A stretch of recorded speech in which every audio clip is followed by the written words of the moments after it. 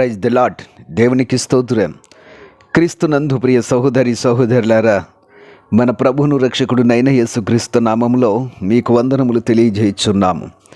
ఈ ఉదయకాలపు సమయమందు ప్రభు మిమ్మును అత్యధికముగా దీవించి ఆశీర్వదించి నడిపించి బలపరచునుగాక. ఈ దినము యొక్క వాగ్దానము, తాను శోధింపబడి శ్రమ పొందెను గనుక శోధింపబడు వారికి సహాయము చేయగలవాడై ఉన్నాడు. ఎబ్రీలకు రాసిన పత్రిక 2వ అధ్యాయము 18వ వచనం. ప్రభునందు ప్రియ సహోదరి సహోదరులారా, ప్రభు మనకు సహాయం చేయగలవాడు. మనము దాటి వచ్చుచున్న శ్రమల మార్గములు మరియు మన సేదైన అనుభవములను ఎరిగినవాడు. అపోస్తలుడైన పౌలు సహాయం చేయగలవాడు అని ప్రభువును మనకు చూపించుచు మనలను బలపరుచుచున్నాడు. ఆయన తానే మనలను ప్రార్థనావీరులుగాను విజ్ఞాపనకర్తలుగాను చేస్తూ ఉన్నాడు. వాక్యం ఈ విధంగా చదివిస్తున్నది, ఆత్మయు మన బలహీనతను చూసి సహాయం చేయుచున్నాడు.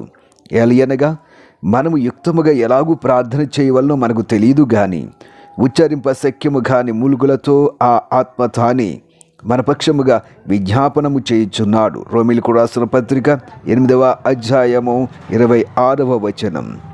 ఇది చక్కటి అనుభవము. మనలో నుండి ఆత్మ తానే విజ్ఞాపన చేయుట వలన మన శరీర బలహీనతలను మనం అధిగమించుచున్నాము.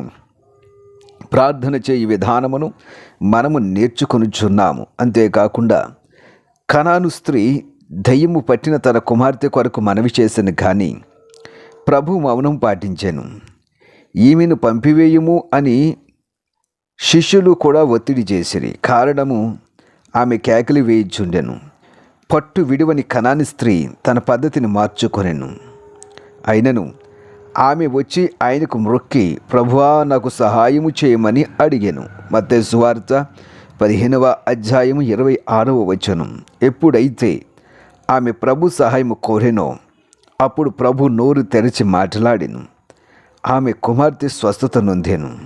కీర్తనకారుడు ఈ విధంగా తెలియజేస్తున్నాడు, మనుషుల సహాయము వ్యర్థము, శత్రువులను జయించుటకు మాకు సహాయము దయచేయము. కీర్తనల గ్రంథము 60వ అధ్యాయం 11వ వచనం.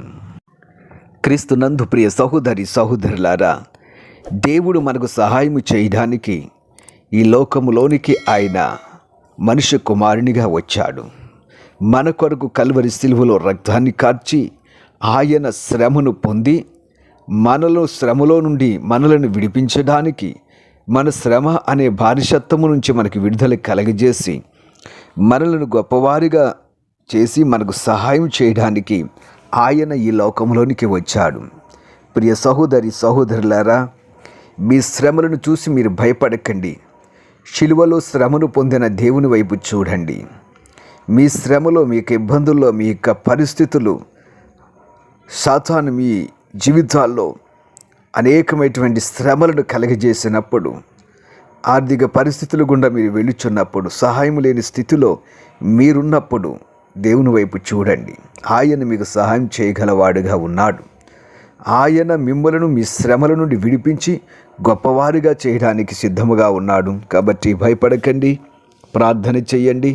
సహాయం చేయగల దేవుడు, శ్రమ నుండి విడిపించగల దేవుడు మనకున్నాడు.